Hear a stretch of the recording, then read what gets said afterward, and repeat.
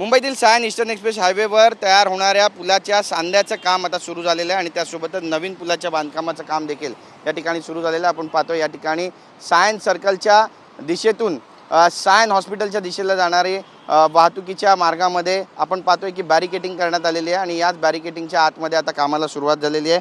या पुलावर दररोज मोठ्या प्रमाणात वाहनांची वर्दळ असते, त्यामुळे पुलाच्या सुरक्षिततेसाठी आणि वाहतुकीच्या सुरळीत प्रवाहासाठी ही दुरुस्ती आणि नवा पूल अत्यंत महत्त्वाचा मानला जातोय। गेल्या काही दिवसांपासून पुलाच्या सांध्यांमध्ये तांत्रिक बिघाड झाल्यानं वाहन चालकांना धक्के बसणे आणि वाहतुकीचा वेग कमी होणे अशा ज्या तक्रारी आहेत ते वारंवार वाहतूक विभागाकडे प्राप्त झाल्यानंतर प्रशासनाने तातडीनं याच्या दुरुस्तीचं जे नियोजन आहे त्या या ठिकाणी केलेलं आहे। अधिकाऱ्यांनी जी माहिती दिली त्यानुसार आवश्यक साहित्य आणि यंत्रसामुग्री जागेवरती पोहोचलेली आहे आणि प्रत्यक्ष कामाला देखील सुरुवात झाली आहे। काम सुरू झाल्यानंतर काही प्रमाणात वाहतूक बदल किंवा विलंब होण्याची शक्यता सुद्धा वर्तवण्यात येते आणि त्या दृष्टीनं वाहन चालकांनी सहकार्य करावं असं आवाहन सुद्धा करण्यात येतं। पावसाळ्यापूर्वीच या कामाला सुरुवात झालेली आहे आणि 2027 पर्यंत हे काम पूर्ण करण्याचं जे नियोजन आहे ते वाहतूक विभागाचं आहे। त्यामुळे एकंदरीतच हा पूल झाल्यानंतर वाहतूक कोंडी सायन सर्कल या ठिकाणी होणारी फुटणार आहे का हे सुद्धा पाहणं तितकंच महत्त्वाचं ठरणार आहे। कॅमेरा पर्सन अमित शिगवणसह गिरीश गायकवाड, TV9 मराठी, मुंबई।